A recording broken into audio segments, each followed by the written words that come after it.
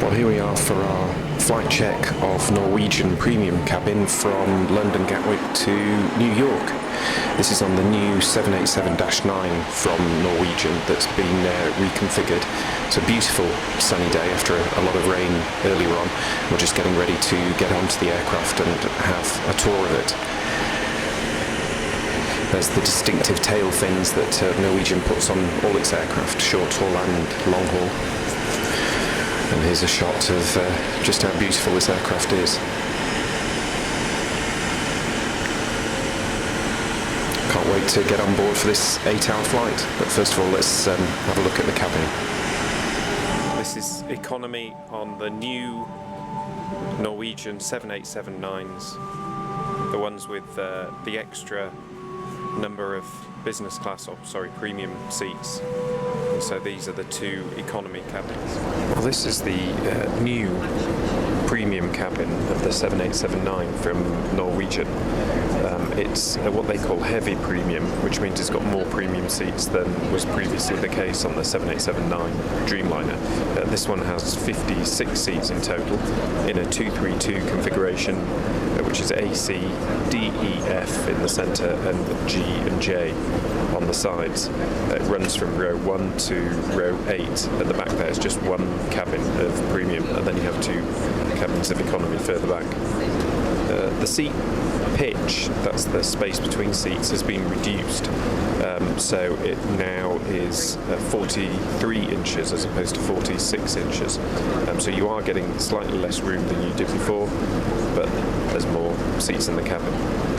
And the reason for Norwegian adding more premium seats is they're doing better at selling them than they thought they would.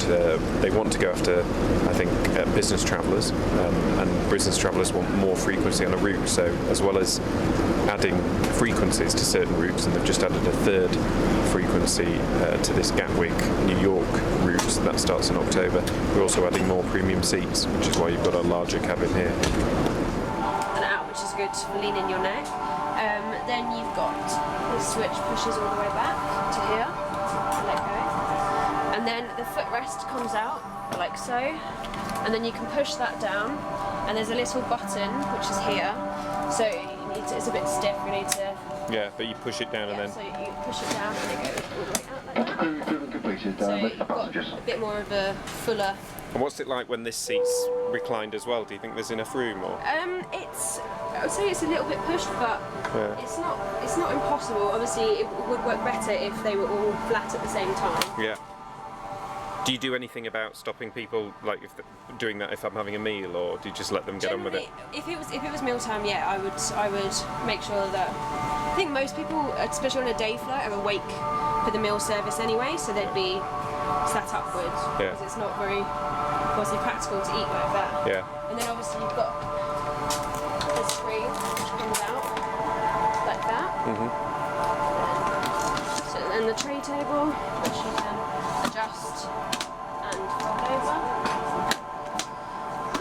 I think it's quite easy to navigate your way around, and then obviously on the screen, I can't show you right now, but when it comes on probably later, you can do the lighting and everything from there, and the attendant pull button, and you've also got it on the seat itself. So brilliant, thank you. These are the headphones. Ladies and gentlemen, please sit back and we'll tell you everything you need to know about the service on board this Boeing 787 Dreamliner.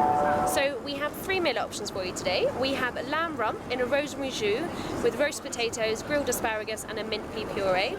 We have fried hake, so white fish, in a beurre blanc sauce, which is sort of a buttery vinaigrette sauce with peppered cabbage, tomatoes and wild rice.